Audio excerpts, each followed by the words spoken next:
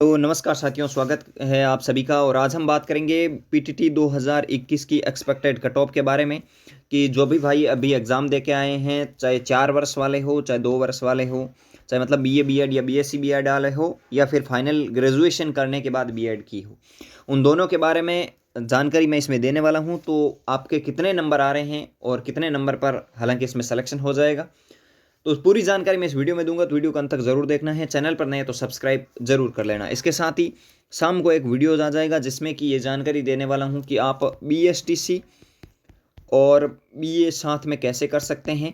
इसके साथ ही जो पीटीटी 4 वर्ष वाले हैं उनको कोई प्राइवेट बीए करनी चाहिए कि नहीं करनी चाहिए, जितनी भी आपके डाउट है वो सभी के एक शाम के वीडियोज़ में क्लियर कर दूंगा। हालांकि इसमें हम बात करेंगे पीटीटी के एक्सपेक्टेड कट ऑफ के बारे में, और एक वीडियो कल सुबह अपलोड हो जाएगा 6 बजे के करीब, जिसमें कि हम बात करेंगे पीटीटी में पिछली बार इतने नंबर पर सिलेक्शन हुआ कि आप यकीन नहीं करेंगे। वास्तव के अंदर एकदम सही, मतलब नो कोई विकलांग कोटे से था, नो कोई और चीज़ से था।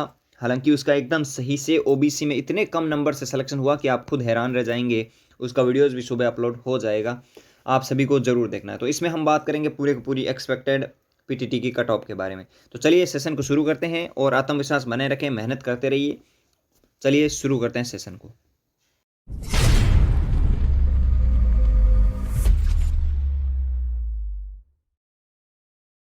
तो सबसे पहले बात करते हैं पीटीटी 2021 की कट ऑफ है, जो 2 वर्ष वालों के लिए बोल रहा हूँ, जिसकी 2 वर्ष से बीए बीएड कर रहा है। जो 2 वर्ष वाली बीएड होती है, जिसने बीए कंप्लीट या बीएससी कंप्लीट कर ली है, उनके बाद जो बीएड करता है उसके लिए पहले मैं उनकी कट ऑफ बता देता हूँ।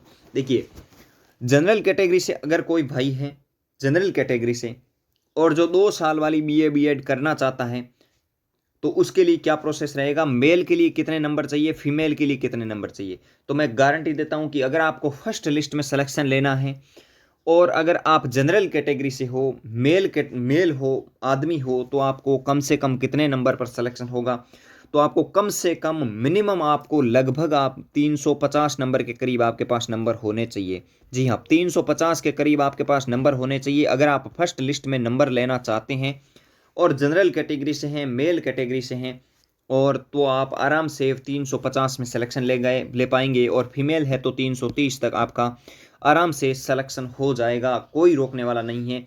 हालांकि थर्ड लिस्ट तो इतनी गिर जाती है कि आप यकीन नहीं करेंगे कि जो पहली बात तो यही है कि जो पीटीटी एग्जाम में बैठा उसका सिलेक्शन हो गया, समझ लीजिए यही पॉइंट।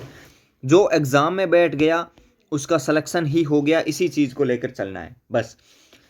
इसमें आप सब चीज़ों को भूल जाइए कि कट ऑफ क्या है। तो मैं यही चीज़ कहता हूँ, जो एग्जाम में बैठ गया उसका सिलेक्शन हो गया पीटीटी के अंदर। आपको पता है सीटें 1,40,000 है, यानी 1.5 लाख सीटें हैं।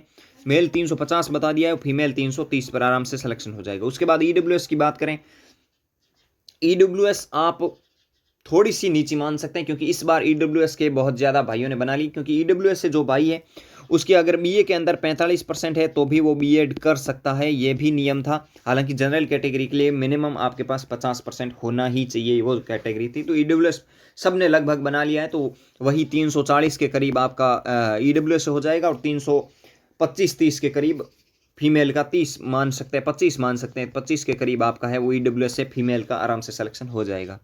बात करते हैं ओबीसी की, तो ओबीसी में पिछली बार इतना आंकड़ा गिरा था, तीसरी चौथी लिस्ट आई थी ना पीटीटी की, तो उस टाइम तो 250 पर भी आ गया था।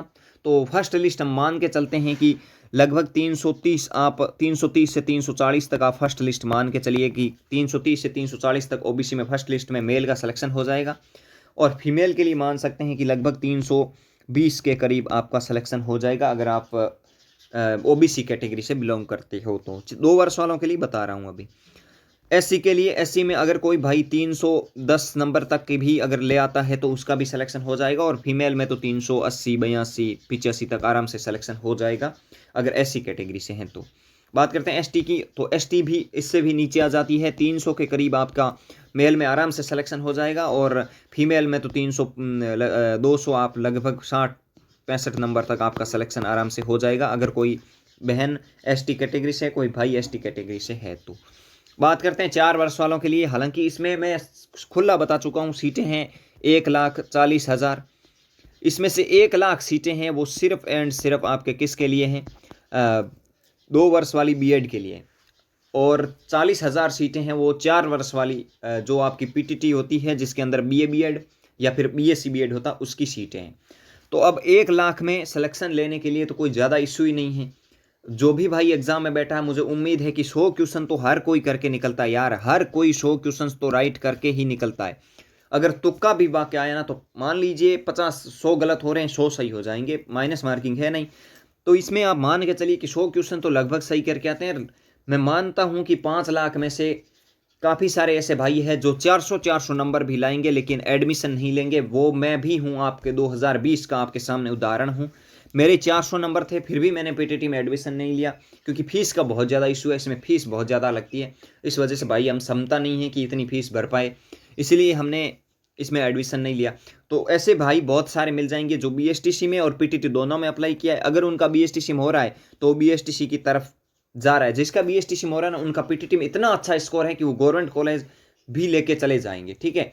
तो इसीलिए ज़्यादा कुछ इशू है नहीं, और इसमें गवर्नमेंट कॉलेज भी आसानी से मिल जाता है। अगर BSTC में अंतिम कट ऑफ है ना वहाँ पे आपको गवर्नमेंट कॉलेज मिल जाती है। PTT में ये इशू, इसमें ज़्यादा क्रेज़ नहीं है इसका, क्योंकि लाख सीटें हैं, आराम से सिलेक्शन हो जाता है। और आपको ऐसे लाखों मिल जाएंगे जो सिलेक्शन होने के बाद भी नहीं जाएंगे, काउंसलिंग नहीं करवाएंगे, कॉलेज मिल गई तो कहेंगे फीस नहीं भरेंगे, वो चीज़ें होती रहती है। तो आप मान के चलिए जिसने एग्ज़ाम दिया उसको काउंसलिंग, चाहे आपके 100 नंबर आ रहे हैं तो भी काउंसलिंग 100% करवाएंगे, ये गारंटी रखना। एक बात ध्यान रख लेना, अगर करनी है वास्तव में BST BEd करनी है तो ही करवाएं, वरना पैसे उड़ाने से कोई फ़ायदा नहीं है। बात करते हैं 4 वर्ष वालों के लिए।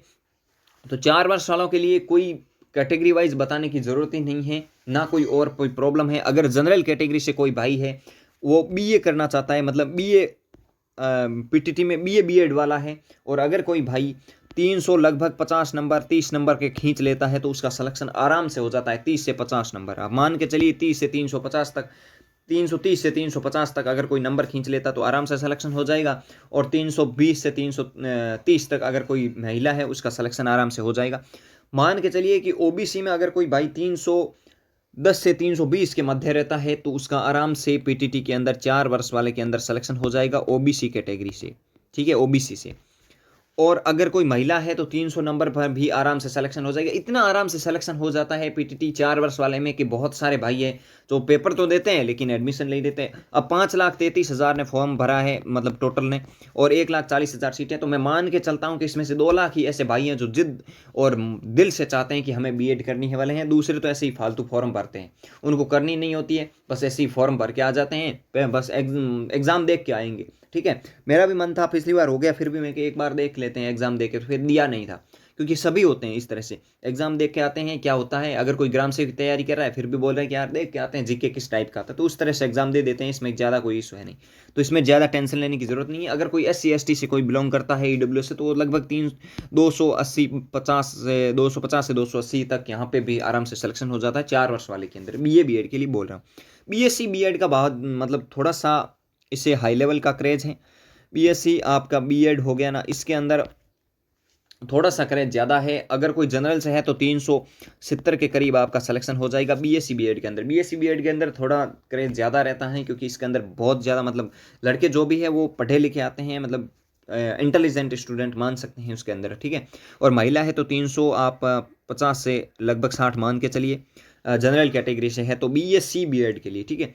और अगर कोई भाई OBC से है तो भी आप 300 मान सकते हैं। 50 से 60 के मध्य अगर कोई भाई है तो उसका लगभग सिलेक्शन हो जाएगा। और महिला है तो 340 से 50 तक मान के चलिए, 340 से 50 तक आराम से सिलेक्शन हो जाएगा OBC से। और SC ST वाले लगभग कोई भाई SC का है और BSc BEd करना चाहता है तो उसके लिए भी यही क्रेज रहता है। उनकी थर्ड लिस्ट इतनी नीचे आती है BSc BEd में, सॉरी BSc और BEd के अंदर जो थर्ड लिस्ट है वो इतनी नीचे आ जाती है, मतलब तीसरी लिस्ट में तो लगभग सबका सिलेक्शन हो जाएगा जिसने भी फॉर्म मतलब काउंसलिंग के लिए किया है। ऐसा तो है नहीं 5,33,000 में से 5,33,000 ही काउंसलिंग करवाएंगे, ऐसा कभी संभव नहीं है। 2 लाख मैक्सिमम मान सकते हैं काउंसलिंग करवाएंगे और 1,40,000 लेंगे, तो कोई ज़्यादा क्रेज ही नहीं है, आप मान के चलिएगा। इतनी ही कंपटीशन है, इसमें कोई कंपटीशन का नाम ही नहीं आता है, ठीक है। और अगर SC ST से कोई भाई बिलोंग करता है तो 320 25 15 20 25 नंबर तक आराम से सिलेक्शन हो जाता है। 300 अगर कोई भाई 25-30 तक नंबर ले आता है तो आराम से सिलेक्शन हो जाएगा SC ST में BSc BEd में। यही क्रेज इसमें रहता है। फाइनल मैं बता दूं कि जिनका BSTC और बीएसटीसी और 4 वर्ष वाली बीए बीएड में हो रहा है तो वो बीएसटीसी को चूज करे तो मेरे अनुसार से अच्छा रहेगा, क्योंकि पैसे की अगर आप बचत करना चाहते हैं, अगर इसमें आप सिलेक्शन ले पाएंगे तो इसमें पैसे इतने ज़्यादा कॉलेज लेगी। फीस को मत देखिए, फीस के अलावा उसे फीस से 5 गुना कॉलेज पैसे ले लेंगे, ये बात तो ध्यान रख लेना, ठीक है। और डॉक्यूमेंट्स पर भी जल्दी से जल्दी वीडियो आने वाला है। और भी अगर कोई क्वारीज है आपकी तो वो ज़रूर कमेंट में आप बता देना कि साहब हमारी ये प्रॉब्लम है, उस प्रॉब्लम को मैं ज़रूर दूर करूँगा, हर कमेंट का जवाब मैं ज़रूर दूंगा। तो इस सेशन को हम यहीं विराम देते हैं, और भी किसी भी टाइप का कमेंट हो जल्दी से जल्दी करना है। बीए और बीएसटीसी साथ में कैसे करेंगे, बीएससी और बीएसटीसी साथ में कैसे करेंगे, उस पर भी जल्दी से जल्दी वीडियो आने वाला है, शाम तक जरूर देखना है। तो इस सेशन को यहीं विराम देते हैं, शाम को एक नई वीडियो के साथ मिलता है, तब तक के लिए जय हिंद, जय Bharat, thank you, all the best, धन्यवाद, ठीक है।